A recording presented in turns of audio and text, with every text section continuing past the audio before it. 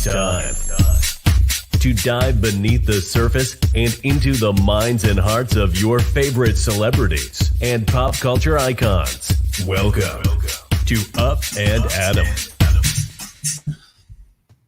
Hi, guys. Welcome back, and look who I have here with me today. Two of my favorite people. I'm talking about myself and Sarah. Hi, Femme. Hi, Adam and Jason. How are you guys doing? Good. We were just talking about this. It's been a little bit of like a crazy, chaotic weekend, but we're back to the grind, the YouTube grind, working again, watching our favorite shows. Below Deck Sailing Yacht did not disappoint this week. So sometimes I come on here and I'm like, I don't really know what to talk about, but this episode didn't disappoint, and I feel like there's a lot to talk about. Did you catch it? I did. This time I did. I made sure I did. The past two have been amazing. Yeah, the past two have been really good. I mean, what do you think, before we start, what do you think overall of this season of Below Deck Sailing? It's a shit show. I honestly think I didn't enjoy season 1 of Sailing Yacht at all. So I just didn't really, whatever. But this is keeping my attention. And especially now, the past 2 episodes. And I don't know if it was because of the new charter guests, Barry and Tony, being so demanding. Oh my gosh, they're the worst. But I actually, just to point something out too, I've noticed, and maybe just Captain Sandy really has her stuff together, but Captain Lee's last season was just a train wreck or a shipwreck, whatever you want to call it. And this season, it just seems like every single thing that could be going wrong is going wrong. And I actually have a few questions for you because I took some notes on like the tinder, the paint job on the boat, and stuff like that. We'll get to that in a little bit. But no, I feel like it's just one thing after another. If it's not the kitchen, it's something happening with the deck crew, something happening with interior, something happening with the guests, with the tinder, with the beach. It's like, does anything go right? Well, not always. But the thing is, the next question I want to ask you two. I know, sorry, we haven't even started, but I really want to ask you these questions. No, this is while we wait for people to get in the room. This is perfect. Great, because I'm curious. Okay, guests aside, what would you think of the show? So if you remove the guests, the flamboyant guests, the difficult guests that make good TV and all that, what do you think of the crew and the show? I probably wouldn't watch it, to be honest with you, because it's some of the eccentric personalities that I look for, as opposed to like watching JL, like the big oof, run around and try to flirt and also drink when it's not happening. Gary doesn't appeal to me. Honestly, if it was the Chef Natasha versus Daisy show, maybe. But there's like certain I couldn't just watch for the crew. I know that people even teased there being an above deck. Wasn't it something like there's below deck and then above deck, something about, that was just the guests. I don't know what I'm talking about. I'm just kidding. Guys, if you haven't already, go ahead, smash that like button. Let's get some more eyes in the room. I want to say hi to everybody who's in here really quick. We have Jenny in here. Hi, Jenny.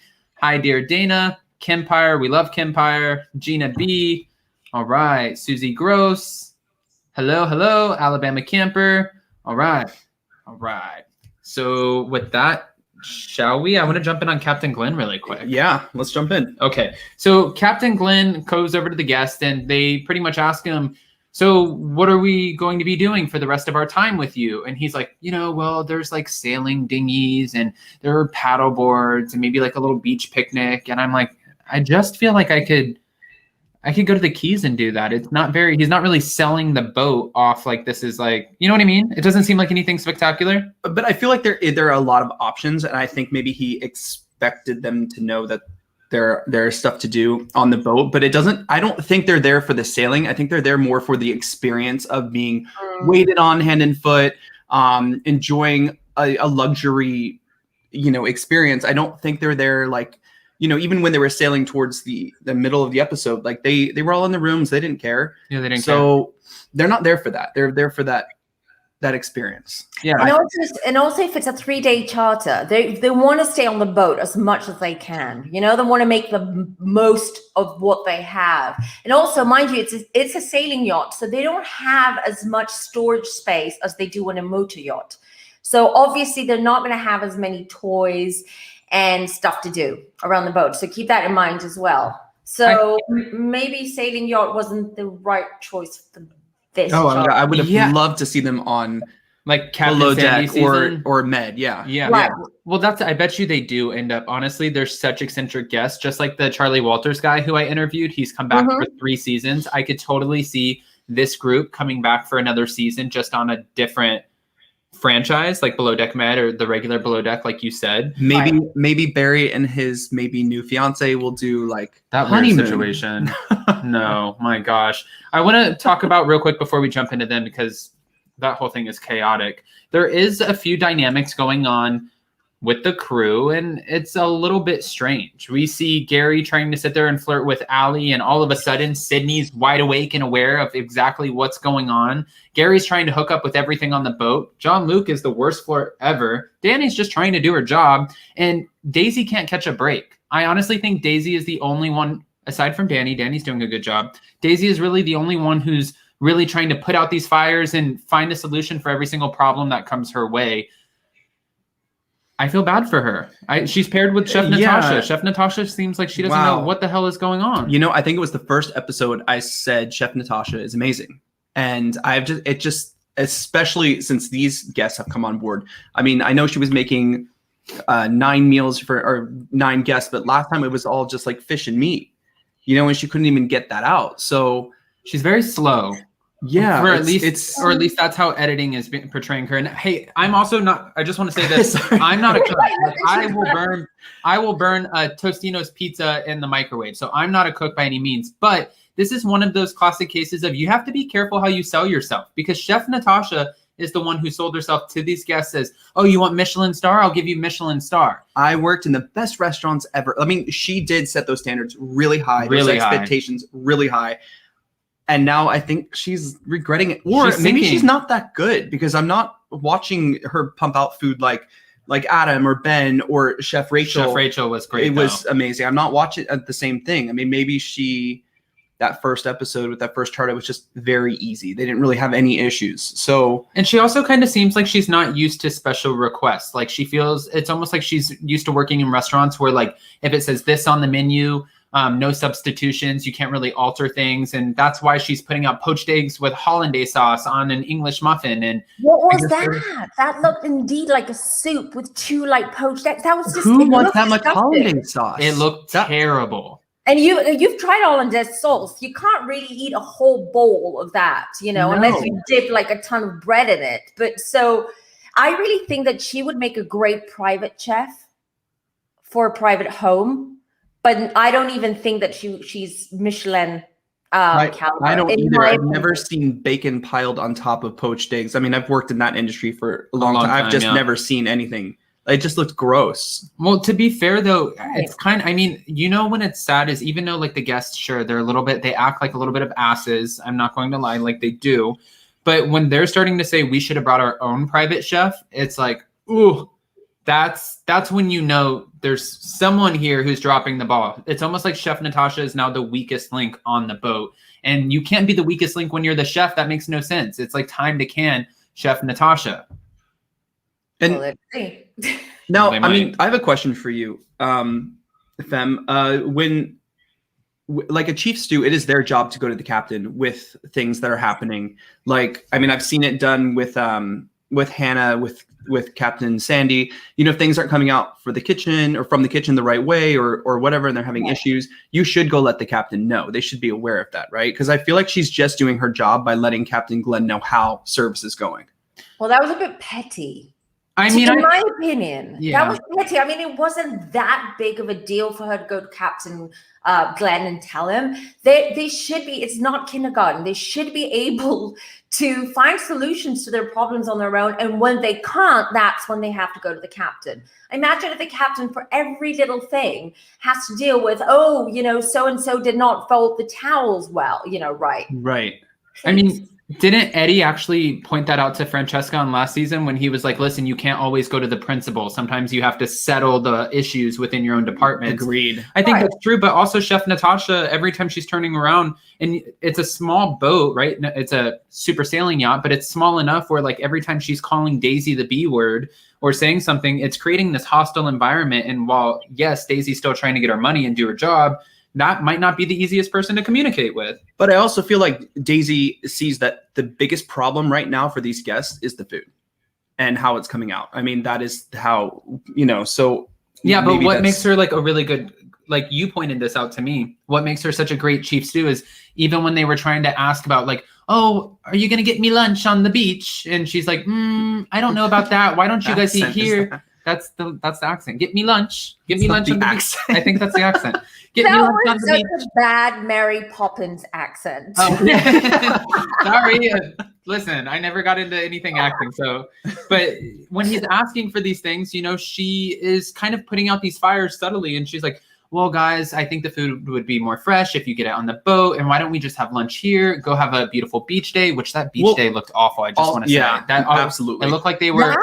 Oh my God, that beach day. They just left them on a beach with no drinks, no toys, no food, no rafts, no like there was no towels. But another solution that Daisy had was to paddleboard out the sandwiches and the daiquiris or whatever they're having, and I thought that was a great solution. I mean, Daisy always has solutions. Which is a problem solver. Well, yeah, so far, but it was also a really great solution, especially. I mean, this charter, these guests, really, it seems like at this point they're probably not gonna. This tip is going to suck. I feel like 75% of it is the food. Sorry, go ahead, Femme. No, sorry, that was me. I just wanted to ask: when you go to a wedding, what is it that you remember most? The alcohol. Okay, aside from the alcohol, the food. The food. Yeah, I mean, So- I was thinking about a few I've been to, and I'm like, I mean, I'm an avid bouquet catcher to be the one who gets married next, and I've done it twice now, so I feel like maybe that would be my thing. great. But the We've food been engaged third. for 3 years. It's been Is that 4. Jason? It's been 4. Just saying.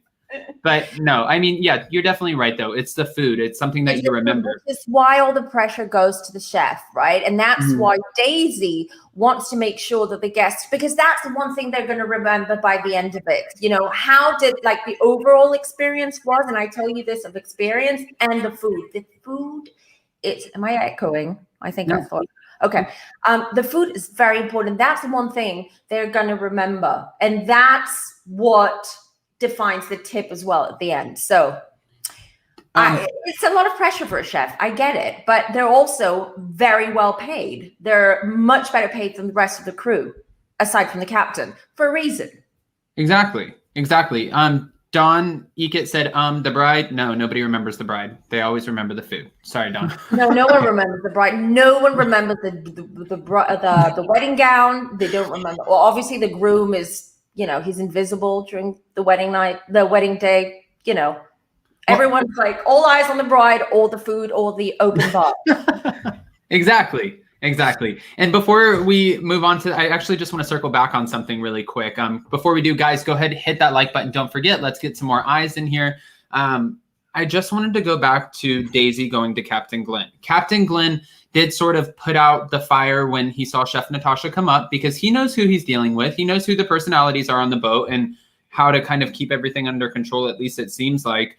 But he even said, this is important. These are things that I need to know and be aware of. So it's almost like he was saving her. The only thing I didn't necessarily understand is there wasn't even a reason, or they didn't show it unless they edited it out. Why did Chef Natasha go running up there if production didn't send her up there to, you know what I mean? They wanted that conflict and that bust of a moment. That's why she came running up. What else was she running up for? Remember, they were trying to clear plates, and Natasha offered to go clear plates. And I don't know how close the bridge is to wherever they're eating. And maybe when she heard Daisy was up with the captain, Natasha got a little worried because there have been a lot of complaints about the food. So I don't know. Isn't the bridge at the front of the boat and where they're eating is at the back?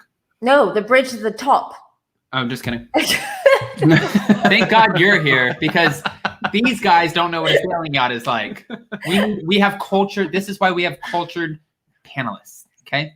Oh, thank you for calling me cultured. Yes, of course. I mean, I want to see your Mary Poppins accent later, since you were dogging on mine. But I can do one. I can trust me. All right. Well, Oh, Lord. I was going to say.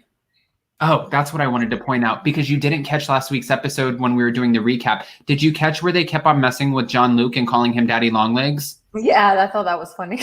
Okay.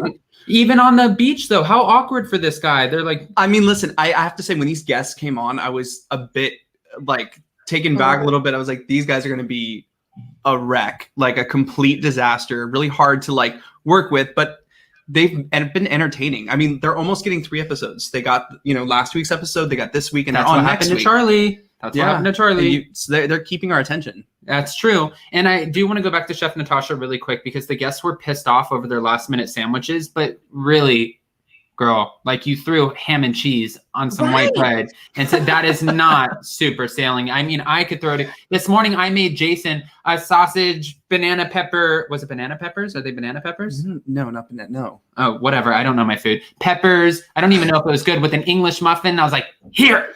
But it still looked better than a ham and cheese sandwich. So Chef Natasha, we got to step it up, girl. Oh yeah, that was a disaster. And also, I noted down. I've written down my notes. What was that burrata caprese for dinner, for a sit-down dinner on a yacht? I don't like know. For an appetizer. I mean, burrata is yummy, but I mean, it's not exactly high end.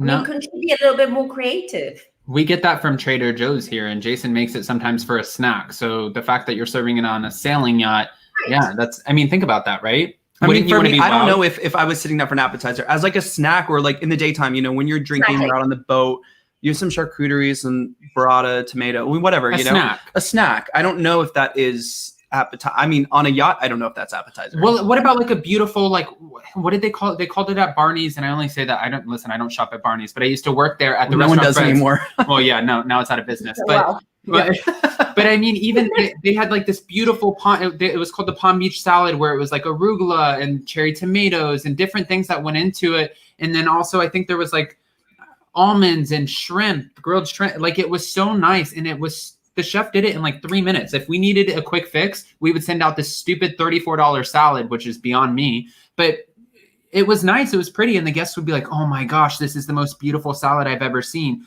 That would have been a wow factor. But you throwing a slice of tomato, a little ball of burrata, putting a little bit of oil and vinegar on it. And I mean, you're right. That salad was all looks. It's all looks. But that's what it is. It's presentation. Tomatoes and. But if you caught the tomato on one of the plates, it didn't look ripe.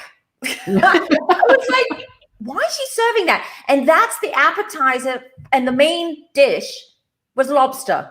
That makes it looked like a nice lobster. I mean, we shells in it. Well, it had shells in it. It was really. It didn't look very great. I mean, we live in South Florida. We have lobster in abundance, So when I saw that, I was just like, You sound like you're bragging. No, I'm just saying, like, when we go to have lobster, if we have lobster ever, we don't Let go him brag. with lobster every night. I was about to say we never have lobster. I don't know. It's just, I don't know. It didn't look good. No, it just didn't look good, which makes sense, But also, the guests have spoken out many times already before this dinner, this seating, and they've talked about portion sizes. And the guy keeps saying, like, I'm a big girl. I'm the fat guy. Did they miss my whatever? And he keeps going on about it. So this is something that I feel like should be communicated, especially through Chef Natasha. One, you're trying to make these cute little plates that they can eat in 3 bites. They're not happy with the plates. They don't even taste good. And 2, the portion sizes, it's not cute for sitting out in the sun drinking all day. You know what I mean? You want food. Right? Also, am I the only one who's weird that got a little bit cringed out when I saw her making the sushi with her bare hands in COVID, pandemic season or times? Sorry, I'm a bit difficult. No, I mean, it was better than Chef Rachel last season running in and out of the bathroom with diarrhea and then making the food. That was disgusting. Do you eat sashimi? Of course.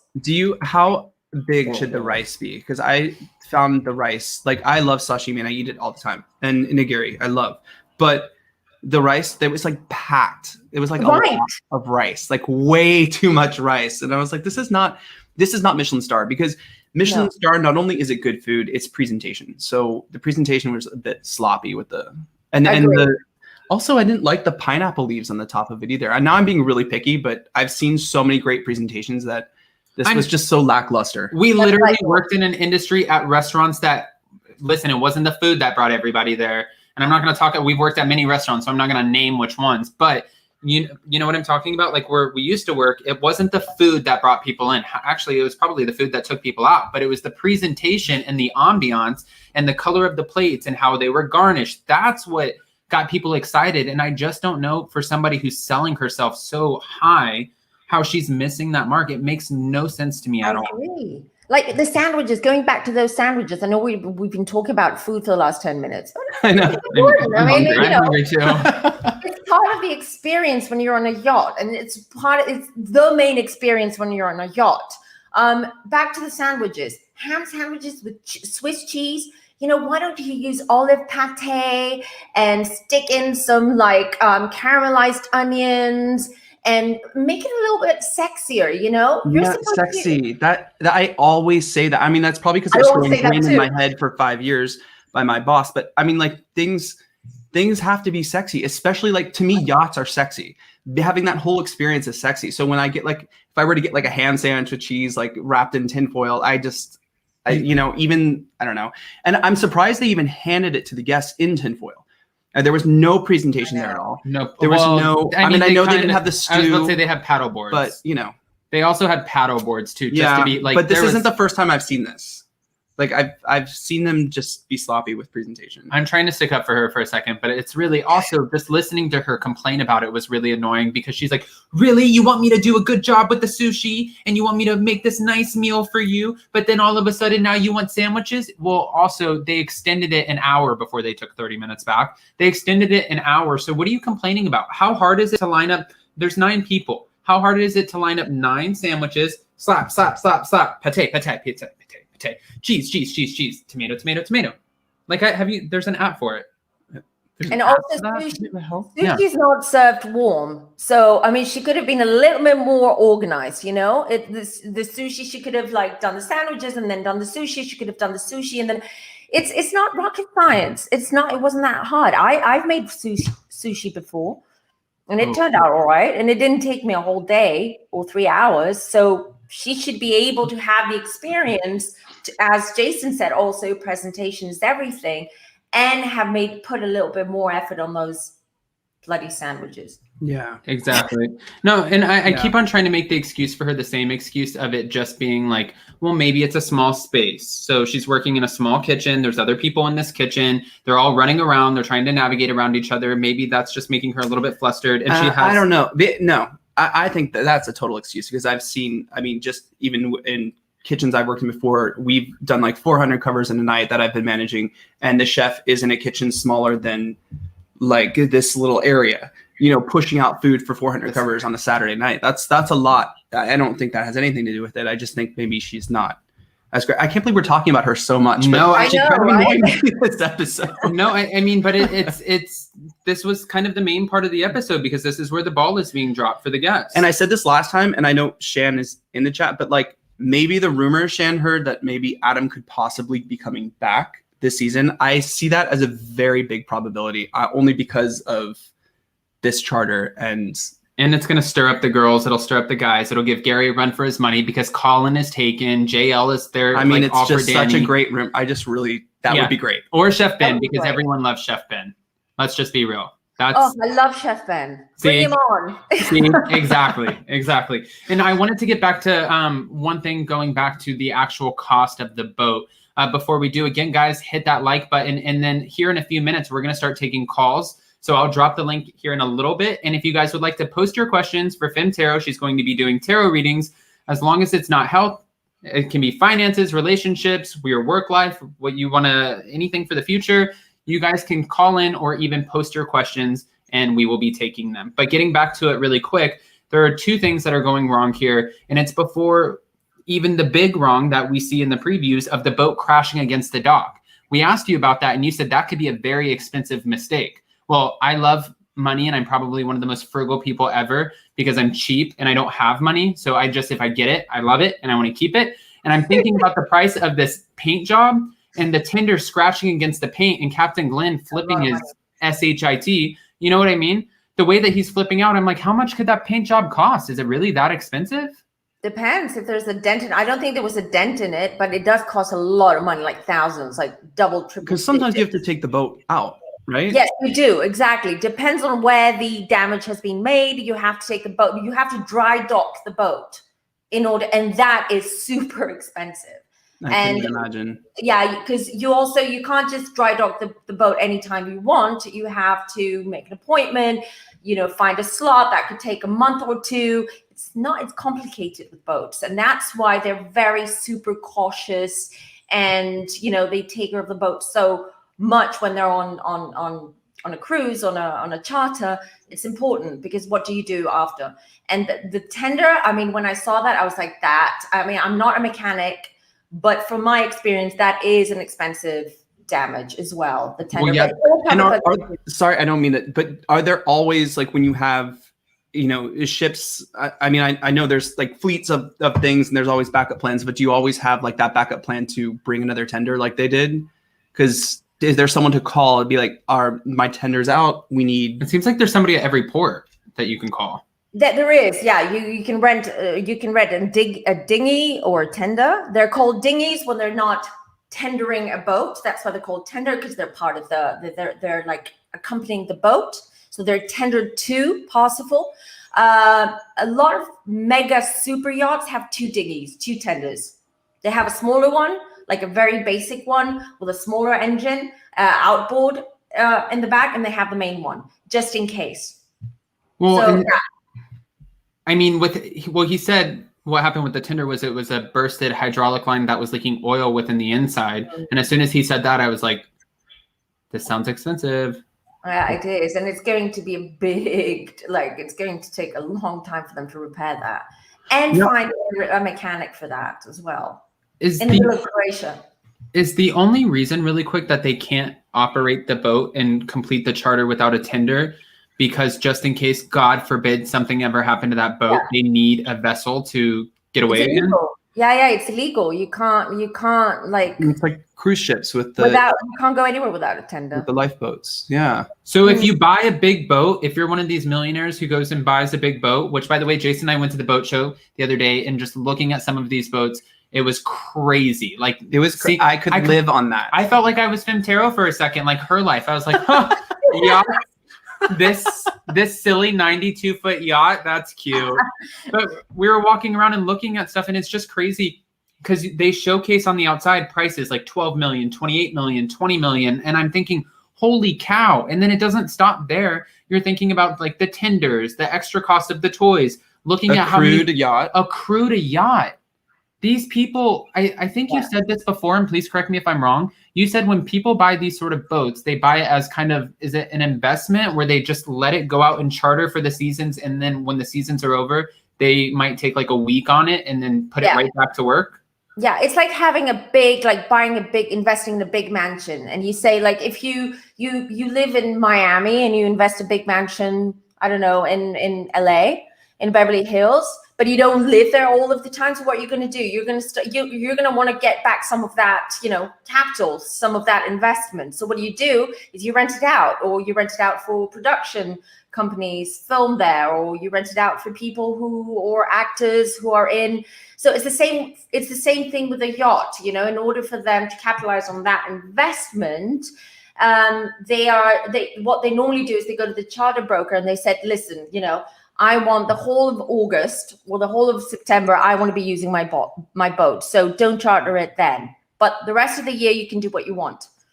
And that's how it normally goes. There are only very few super millionaire, billionaire people out there that do not. Oh my gosh. Well, I have two stories because, I was thinking that too when you were saying that, because these yachts that we were looking at the boat show went from anywhere from like 2 million all the way up to 20. But they charter, like Parsifal 3 charters is $230,000 a week, which is beyond. Yeah, 230,000, I think, during peak season, and I think it goes down to 180,000 low season. So I mean, that is an investment. That's great if you can, we live right next to Rybovich, and for like the second day in a row, Rybovich is a big like mega yacht or super yacht. Mm-hmm. We don't. Super yacht. I don't know. They like fix the boats. They fix them or make them. And then they also train the crew, I think. So are they, where is that again? This one is in Palm Beach. in Palm Beach. Do you remember the name of the? Rybovich. Doesn't ring a bell. I mean, I know, but those are in. Oh, where are they? Like the Hatteras boat. Yeah. For the second day in a row, because we can see it from our dock and where the boats come out, there was a huge yacht. I even called out. I'm like, you have got to come down here. This thing is backing up like a building. And then today, a sailing yacht was coming out. I can't even tell you. It must have blown Parsifal 3 out of the water. This is the top of the sail was.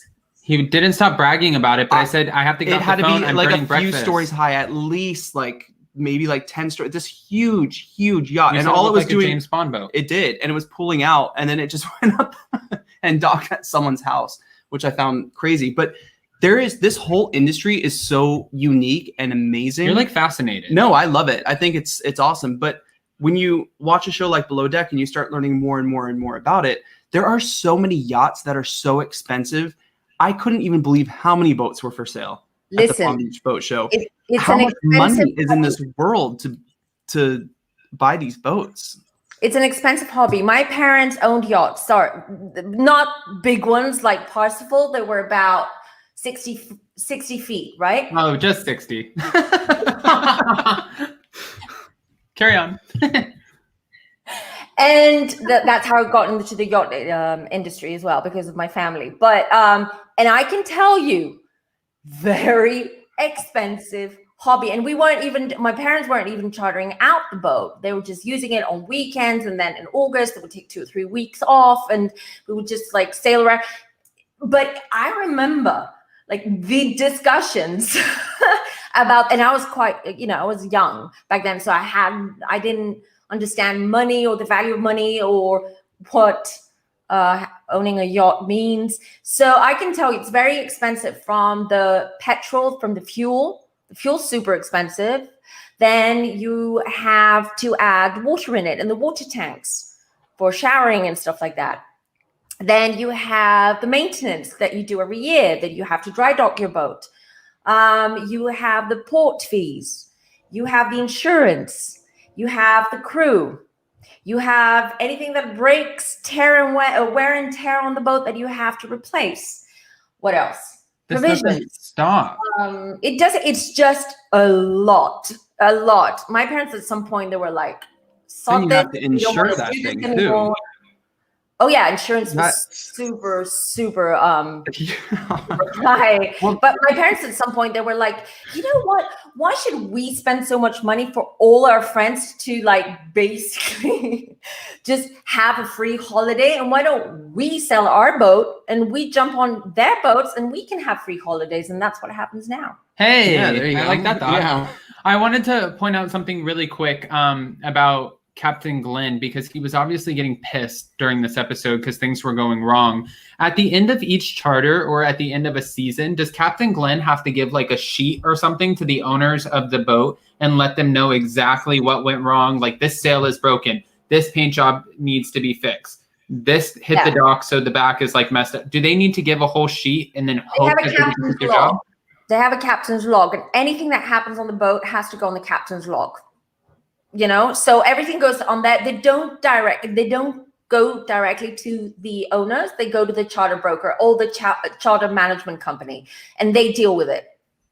Okay. Well, if there's too many, an abundance of errors, will the charter management company make the executive decision to okay, well, this captain is obviously not working out for the boat, so we're going to can you? No, not really, because so many things can happen when you're in a boat, when you're in transit, when you're on on sea. It's just that, no, they don't fire captains that easily. I think it's mostly, if you find a good captain, you don't fire them, even if they make mistakes, if you trust them, because it's very hard to find trust, especially for charter boats, not for private boats. That's harder because most captains want to work on private boats because they get a little bit more money, but they don't get the tips that the charter guests get, but it's a lot easier for them because they know what to expect, because they know the owners, they have a rapport, They know what they like, they don't like, where they like to go, what the itinerary is, and it makes life easier for them. So usually the very good captains work on private boats. So if you find a good charter captain, you keep him. Okay. That's awesome. That's interesting to know. Yeah. I mean, for Captain Glenn, though, like he seems like a very fun captain, but every time I see him, he's complaining about something. He's getting a little bit of an attitude, even though he has a good personality. Did you he's on catch Instagram. Did you catch him on Instagram this episode? He was No, I didn't. Yeah, there was like a brief moment where like I forgot what was going on, but someone came up to him and he was like, yeah, and I was looking and I'm like, okay, there are the stories, there are the comments. I was like, you're on Instagram. That might have been me messaging him on Instagram. I talked to Captain Glenn on Instagram and asked him for an interview, and he's like, you have to go through my PR. I was like, girl, you're on season 2. Not even Captain Sandy said that. Yeah, you know what I mean? Captain Sandy at least like gave it to me straight. She's like, look, I'm inundated. I need some money. So I'm not asking for a lot, but and I was like, okay, I respect that. No, we don't pay for interviews. Yeah. And Are you sitting down with me in these interviews? No, you're you not. said we don't pay for interviews? We don't no, pay but for we interviews. don't pay for interviews. I don't understand that. Why should they ask really honestly now? So you're reality TV captain, okay? Not even a star, a captain. And you're asking for money to, I'm not talking about Captain Sandy. I'm talking about anyone out there. I just think it's because you're actually giving them a platform. You're actually. I was going to say, you're giving them a platform. They're becoming, they're gaining some celebrity from doing this, and I would think that you would want to do more of that. Now, in Captain Sandy's defense, she has come back and asked for an interview. No, so she did. And actually she had right. She had a death in the family and a lot of other stuff going on. So she did come back and have a conversation about that. But I like her though. Listen, yeah, so do I. I really enjoy her too. I like her. I know a lot of people don't, especially after last season, but I really do like her kind of OCD about everything happening on the boat, especially when it comes to food. She's really on the kitchen all the time. And you can't lie to her because she asks you a question. She's almost, my dad used to always tell me this, and I would always sell out my brothers and sisters. Like, for example, I'll give you a quick story really quick before we start taking calls. One time my sisters and I, we skipped school and we unplugged all of the phones in the house. So we're like, oh, we're going to be ahead of the game. The school calls, we got this. My dad comes home and he goes, so how was your day at school? Never asked that. And I was like, we skipped. And my sisters were like, you sell out? And my dad's like, let me just give you a clue, because it was my new family. It was my stepsisters. He goes, anytime I ask you a question, 9 times out of 10, I already know the answer. And Captain Sandy kind of operates that way. We've seen her clash with Hannah because she asks a question. Hannah might fib or lie, try to keep something from her to keep her name clean. And then Captain Sandy will look at her and she'll be like, don't ever lie to me like that again. I'm like, you just don't mess with You can't her. lie to your dad. That's for sure. Yeah, you can't lie to Derek Knoll. No. All right. Well, this recap was actually a lot of fun. I enjoyed it, and we went over more time than we normally have. 38 minutes, which is crazy. I have to say, even last week and this week, these have been like, I mean, for us, I don't know if people watching feel the same way. Have been the two. I've enjoyed these recaps. Yeah, very much. Natalie's like, give me that. Even today, I'm not doing a below deck. No, because we cover everything here.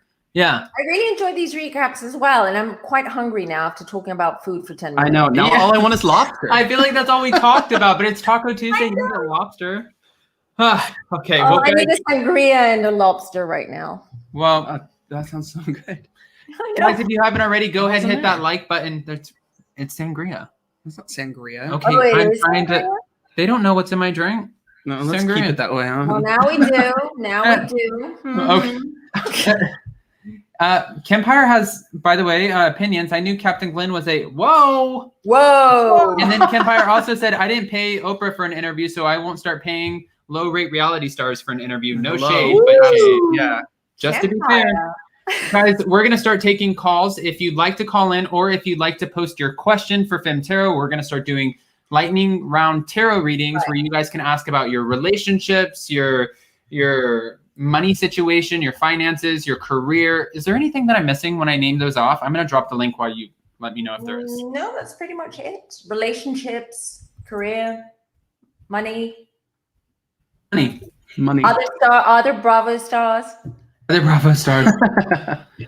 By the way, well, do you want me to let you go?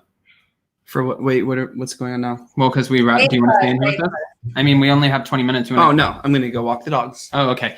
By the way, I just wanted to point out really quick, you said celebrities. We talked about the Erica Girardi stuff, and I think you said that you feel like they'll probably get away with it. It's funny that you said that. You were the first person who I ever heard that from. And now big attorneys like Emily D. Baker, Ronald Richards, like big attorneys are coming forward and they're saying kind of the same thing. And when you said it, I was like, there's no way. There's no way that they'll get away with allegedly whatever might be going on. Allegedly, I thought that they were in it together. So definitely she knew what was happening. That's what I saw when I did the reading. Yeah, she knew, and that's the other thing, that they're going to get away with it. And I even saw that she's going to probably fly out or leave LA for a while. And then she'll resurface in a couple of years. She's not going to leave. You think she would leave Beverly Hills Housewives? She needs that money. Yeah, well, now she's filming, but we don't know what she's going to do after filming. And she needs to travel to Mexico real fast, or Europe, or somewhere else, just not here. Did you see? I'm obsessed with this, so I just want to point this out really quick. Did you see that their finances were posted where they had upwards of, as far as assets and everything, $78 million of assets with over $58 million due, like money owed, and then their reported monthly income was $2,998. Okay, where is the disconnect here? I tell you, it's just it always, what's that saying? It always stinks whether the fish's head is. I'm saying it. I always say sayings wrong, so forgive me. So actually, so do you. Yeah, the other day I said, what does that mean? Oinky doinky? And then somebody said, no, you idiot, it's hunky dory. I was like, oh. No.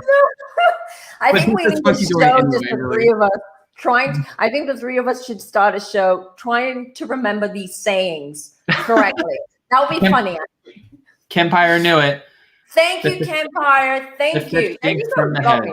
Thank you, the fish stinks from the head. Yeah. All right. Well, Sammy's Unique Finds has a question that she posted. So I think this would probably be a good time for me to drop you out, bring up the question. I'll read it real quick and then get resituated. Let's do that. Thanks everyone for having me. And Femme, yeah, I will see you later. And guys, if you haven't already, go check out Jason's channel at Down with Jason. It's also in my community tab. You guys can go follow Jason for just fun videos, but we're going to start doing couple videos too, which is going to be a lot of fun because you love being around me. I don't know if that's a lot of fun, but yes, that will happen. What do you, don't say that.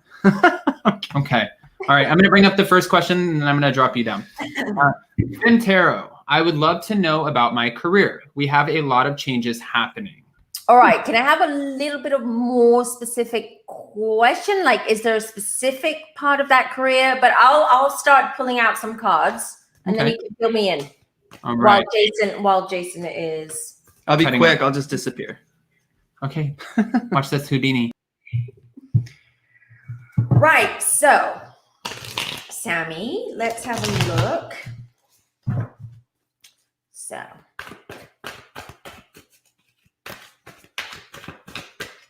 That sound of shuffling that Adam loves so much. I love that sound. I know.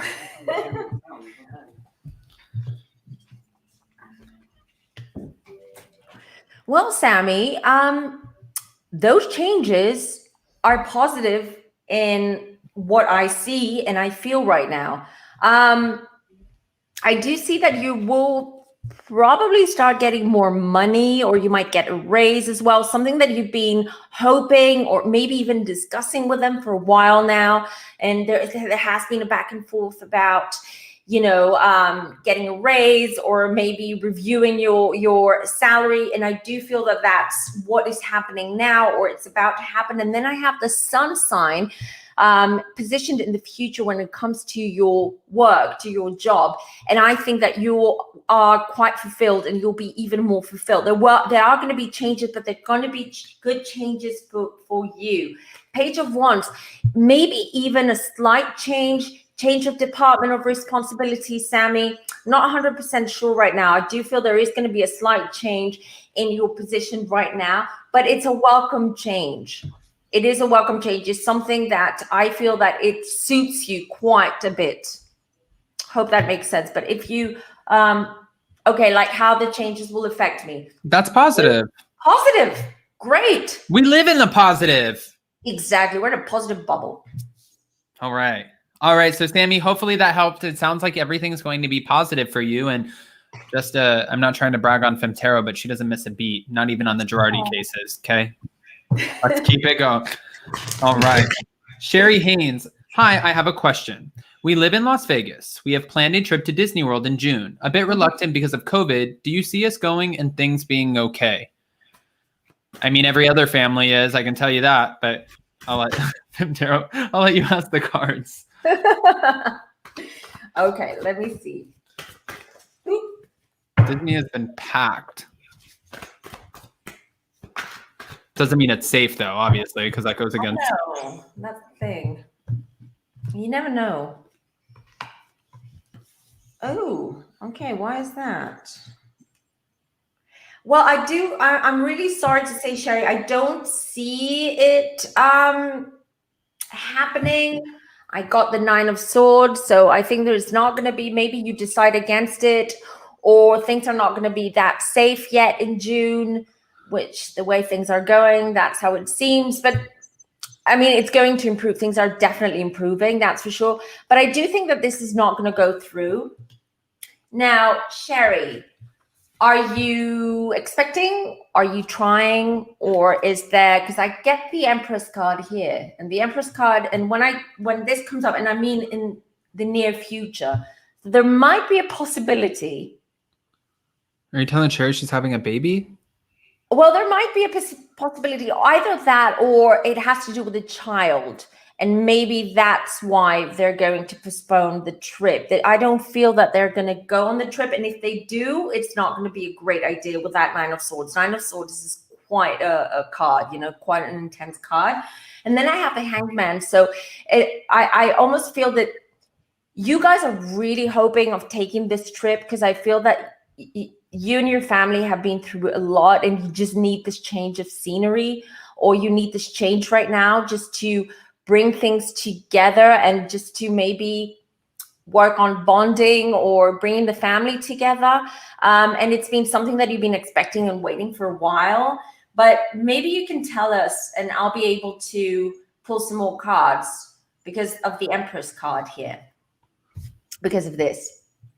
Okay, let's see. Sherry said, I'm over the age of childbearing. All right, so it has to do with a grandchild then, or a child. Are you going with your children, your grandchildren? It has to do with them. Those are going to be the changes there with that Empress card. Yeah, I just feel that. Also, I was told pretty much last minute. It's not going to be like a planned cancellation. I think last minute you're all going to decide that maybe it's not a great idea, or you should postpone or reschedule. Hope that makes sense.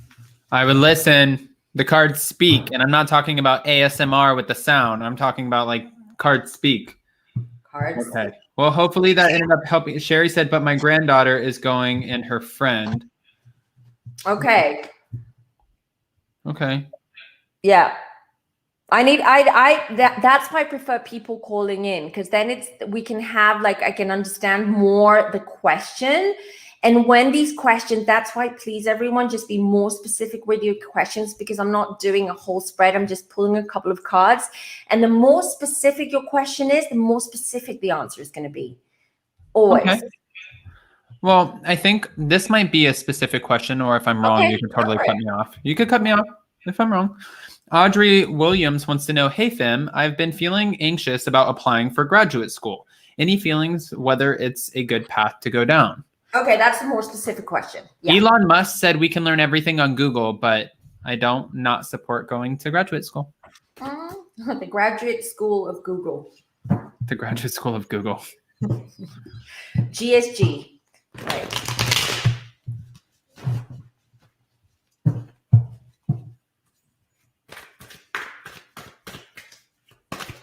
Oh, by the way, she did say, I know what is going on. Oh, and that she's got 4 exclamation marks as well. So. Yeah, she said, I know what is going on. Okay. Okay. It hit home. You hit something.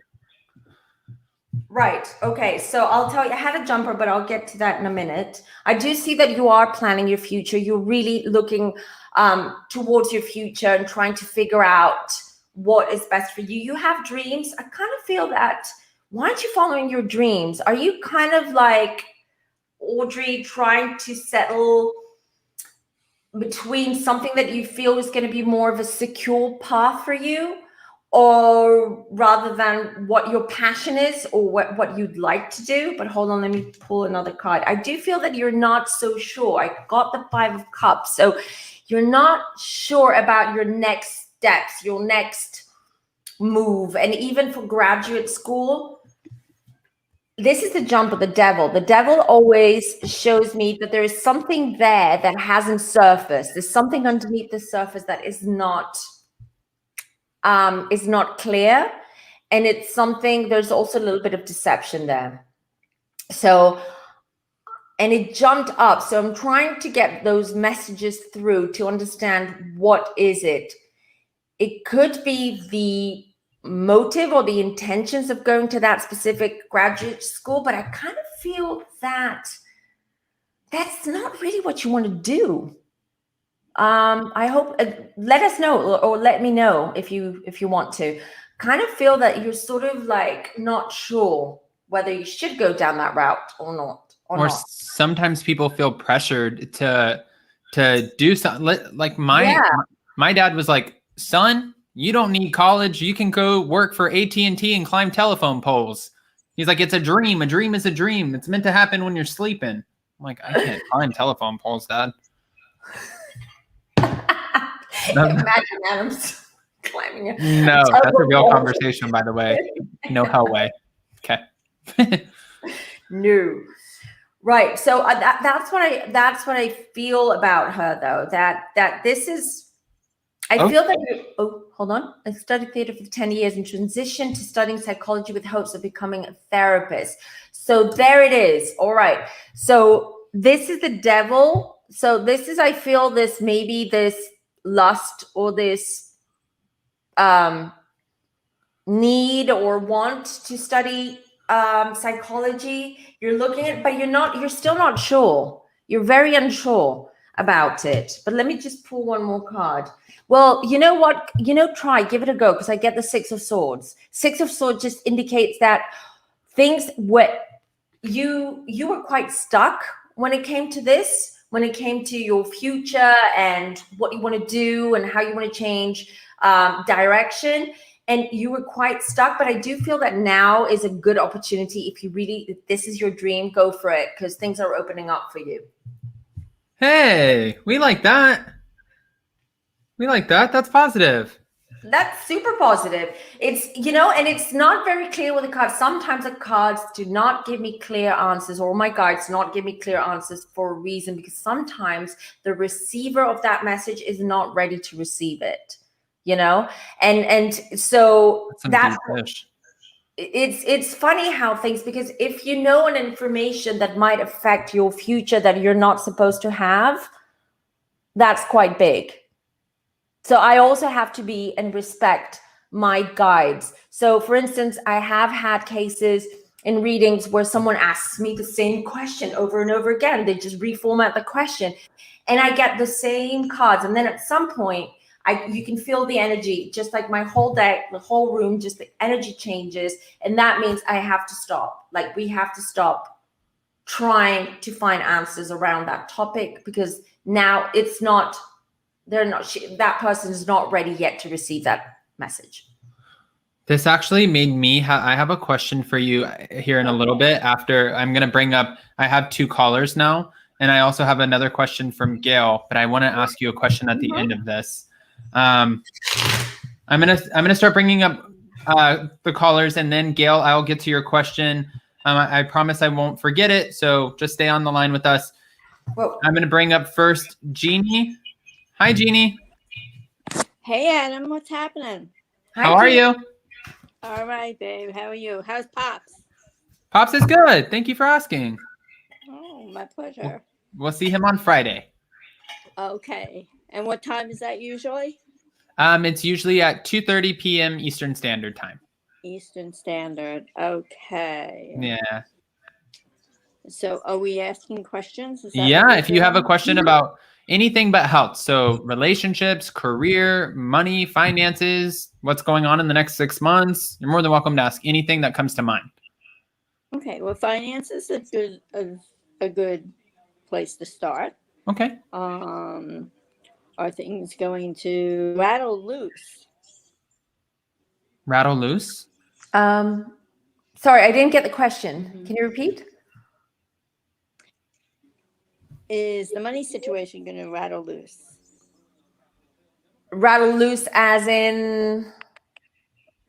Sorry, I need More to money be coming clear in. about the question. More money coming in. Oh, more money, like in general, or are you thinking about something specific? Well, Like a it can specific be. sort of. There may be something specific, but there may be, that I don't know whether it's actually going to come to pass. Okay. Adam, you're a good grandson. Thank you.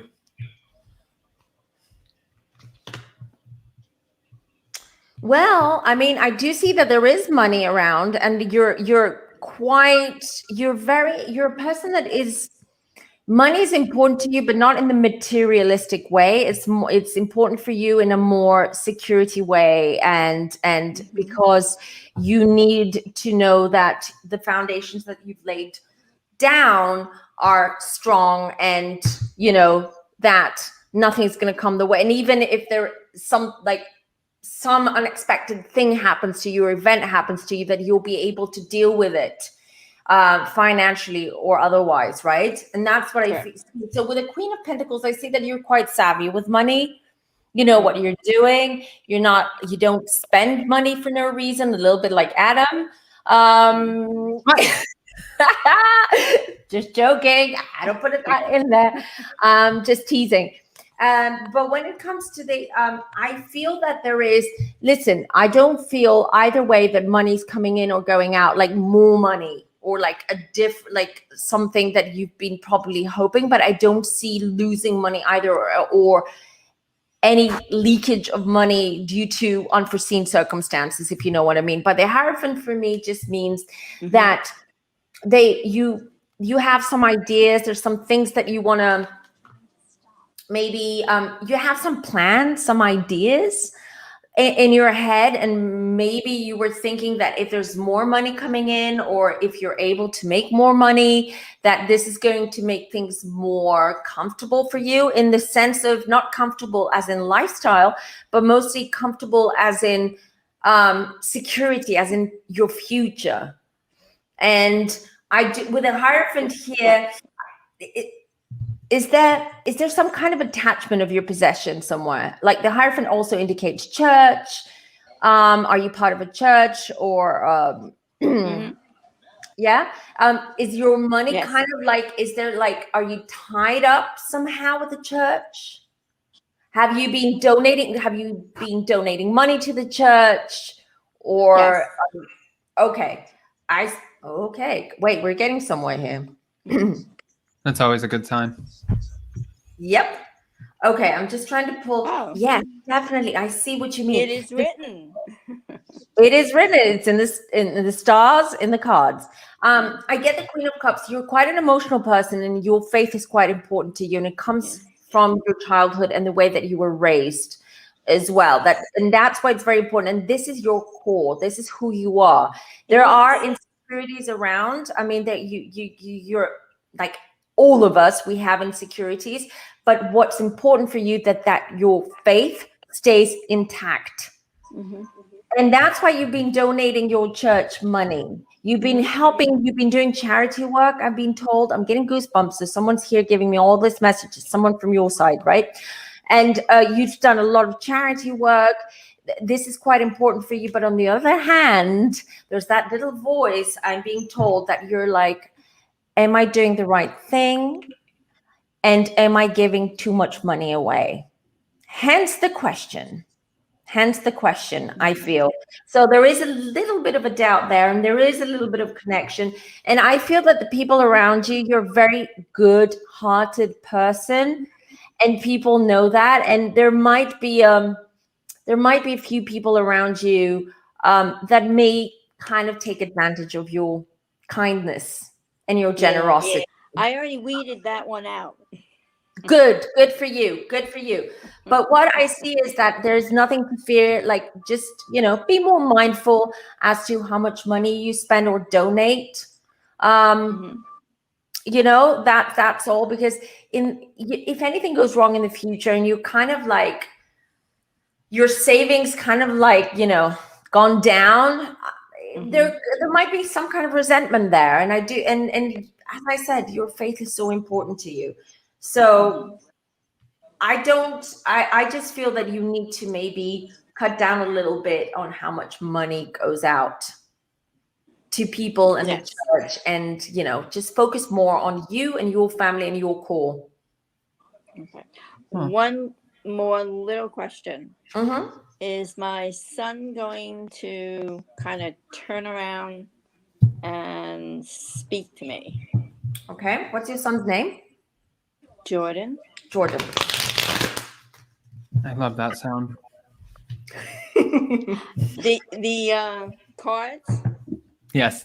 Yeah, I'll record I it for like you. it too. I used to play poker, so I love it. I'm trying to do this like this. Yeah. I have Kempire dying down below in the call chat.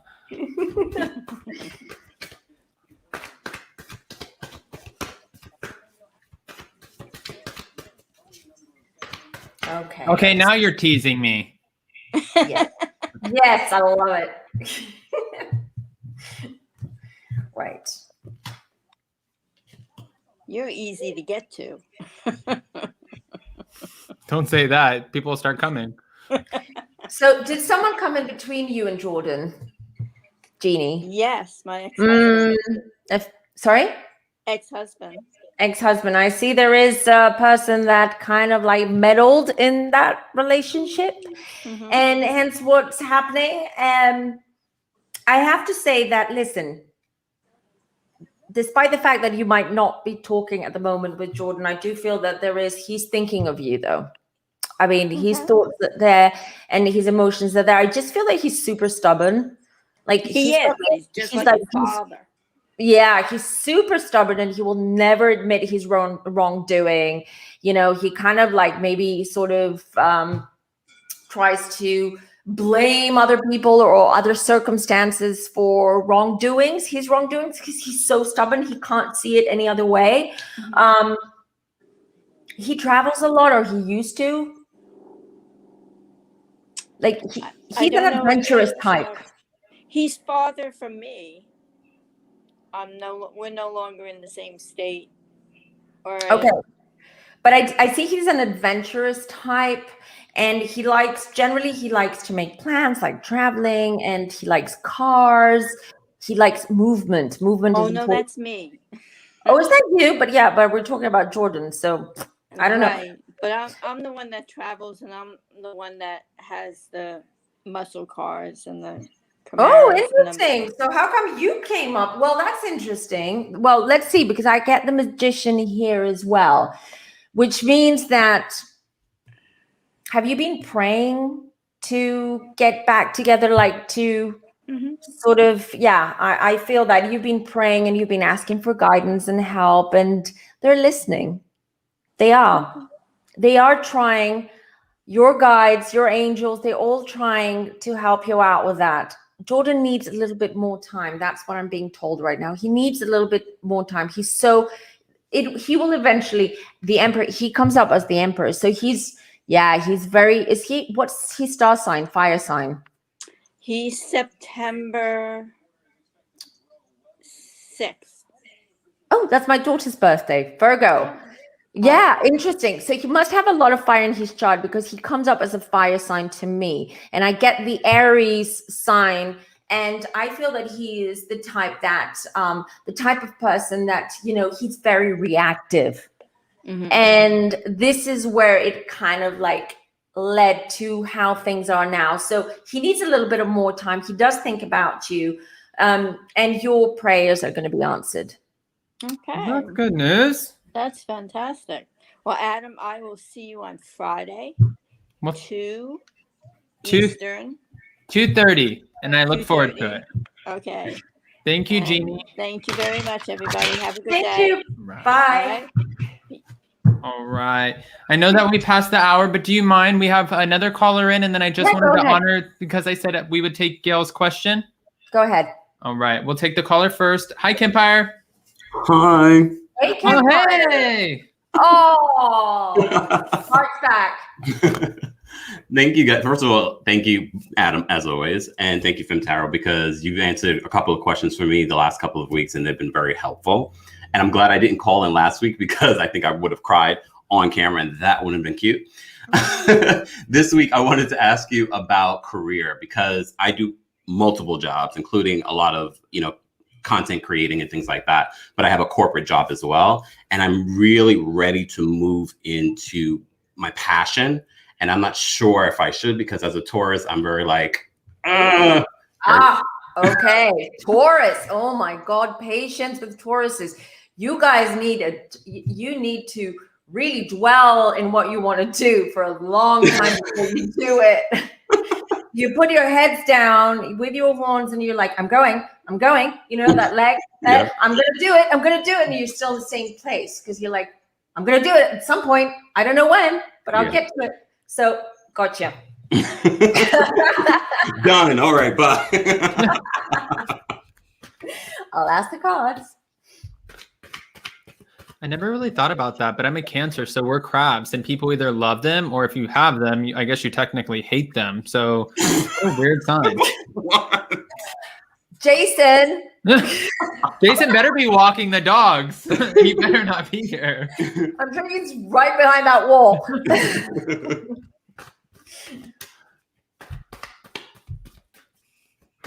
Okay, I have a jumper. Hold on, let's see what that is. We'll get to that. You'll like this one.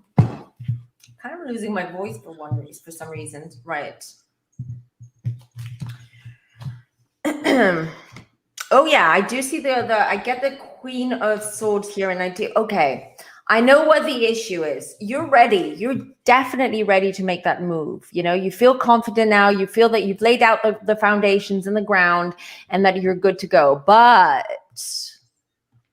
you're not sure about the finances. That's what worries you. You're like, oh, I saved enough. I could do this for a few months, but if in a few months this doesn't work out, what the hell do I do? Where do I go? And you are Taurus, material things are important to you, like your home and just having that security and safety as well. So you're not, and risk taking, you're risk avert, like Capricorns and Tauruses are very risk avert. So this is like huge for you to even, come out and say it in public that you want to do it. I feel exposed. Ooh, no, but I do. Great. But hold on a second, because one of the jumper card that I got for you, Kempire, is the Magician. And the Magician indicates to me that it's something that you've been working on for a while. It's almost like you're affirming it, like setting those, manifesting it, basically. You have a lot of, I'm getting this message, I'm seeing actually that you have a lot of ideas. You have a lot of content and ideas. You're very creative. Something that your corporate job is not, you're lacking in, and there's not that flexibility, but you're getting paid well in your corporate job. So this just makes it really hard for you to make that decision. But making plans for the future is important for you. And also, again, traveling, meeting new people, doing things outside the box. I feel that 5 years ago, if we had this conversation, you'd be like, no, I don't do things outside the box. I want to make sure that everything is laid out and planned, and I'm sure about my next move. But now you're shifting towards a very different paradigm, which is I want to be adventurous, but on the other hand, I'm afraid of adventure because I'm afraid that I might mess up and it's not going to turn out how I want to. but I'm just picking one. But the other thing is, you're almost there, Kempa. You're almost there to be able to leave your corporate job. But you have one last thing to do before you're able to do that. And then we can have another reading in about a month or so, or in a few weeks, okay? And look at the energies again. You're not sure what you want to do exactly. You have all these ideas and all these things and all these plans, but you're like, I can't do all of those. I need to pick and choose. And I don't know what should I pick and choose? What should I do? What's going to be the most, the most productive, the most successful way or path I'm going to take. This, if you figure this out, once you figure this out, you'll be good to go. You'll be good to go. You'll be good to dive in and just start a new adventure. Thank you so much. You're welcome. Thanks for calling, Kempire. We always appreciate you. Right. Thank you. All right. And then before we go, of course, that was great. That was positive feedback. I did promise Gail that I would bring up her question, so I hope she's still in the room. If not, she can catch the recap. Gail said, I love you. I would love you to tell me what is happening with my daughter. I don't know if you remember, but remember Gail came on and she was having trouble with someone who was really trying to take her down at the moment. Do you remember she talked to us about that? We've been together for quite some time now, Femtaro. I know. We're coming up our 1 year anniversary. Don't age me. Don't age me. To be honest, I don't remember. I'm sorry. I'm terrible at remembering readings because I'm in the zone when I do them. But it might even be better that you don't remember. That way you don't have an already like preconceived, True. Yeah. True. Right. So I love you. Tell me what is happening with my daughter. Okay, I can tell it's very general for me. I need something more specific in order to be more on point. If you can. Like around what happening with my daughter in her life, her marriage, her career, her finances. If you can really quickly tell us that. Let's see while she's trying to answer that really quick. Make sure that she's still in the room. And if she's not, then she has the opportunity to call back any Tuesday, right? But or I'll just pull a couple of cards and just see, Okay. Okay, let me just do that now. And then I think you had a question too before we go, right? Oh, I'm asking you off camera. Okay, that's fine. Right. Right. So I'm going to ask Gail what's happening.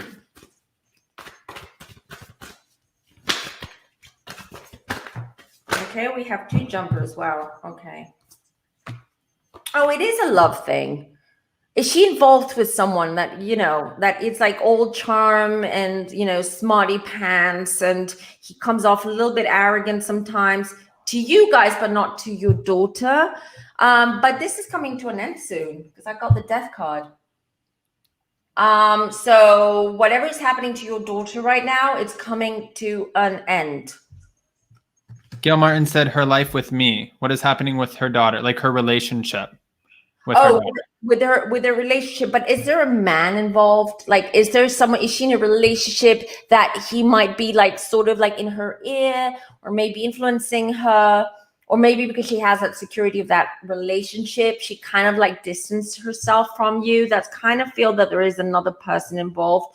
But I got the death and rebirth card and the stars. So yes, things will go back to normal. Whatever she has been going through is going to end soon. And it's almost like she's going to be awake again. She's going to realize like how this has been so stressful and painful for both of you. And I get the star card. So which means that whatever you wish out of this relationship, you'll be able to get to. You'll be able to build that relationship again. I love that. Me too. Aw, I'd be so sad if I was mean to my mom. Aww. Mom, watch out. No, no, I'm just kidding. Hopefully that answered your question, Gail. And also, you've called in before, so next time, go ahead and call in, even if it's on Tuesday, and then that way you can ask a more personal question and give a little bit more details. Seems like people are more and more shy as we go, but go ahead, call in and ask the questions, engage, and then maybe it might help if Femme Tarot can read a little bit off of your energy. And that way it's just a little bit more of a personal conversation and you might get more of an elaborate answer. Wow, I sound so freaking smart. And I went to community college. I just want to say that. It's the sangria in that cup of yours. I know my lips are turning red. Okay. Okay. Well, guys, thank you so much for joining us. We went an hour and 15 minutes. Oh, wait, I have to bring this up. We have been a year since we spoke. Yeah, this will end soon. You'll speak again. You'll reunite again, Gail. This is coming to an end. She was going through something and she was being affected by someone, and you will find out soon as you start speaking with her again. But it will end up being good for you guys. Keep your head up, Gail. We love you. She's such a sweet woman. All right. So, guys, again, thank you so much for everyone who posted their questions. I really felt exposed. Kempire said Femme Tarot was so on point. Adam is smart. I have to bring that up because that's the only time I ever hear that. Okay, you guys, had to put that in there, right? I had to put that. I don't get that a whole lot, especially living with this guy. You know, he like pops the balloon. If my head gets this big, he like shrinks it back down. Guys, again, an hour and 15 minutes in. We went a little bit longer this time. It was because our recap ran a little bit longer, but thank you guys so much. Next week, if you guys would like to call in, remember, it's easier to engage over video. You don't have to, though. If you're not comfortable, post your questions, and we're more than happy to bring them up. I'm so thankful that you guys were able to join us. As always, this was such a fun time, especially with Jason here. It feels like he left forever ago because this is just easy. It's an easy conversation. But before we go, Femme Tarot, can you let us know where we can find you?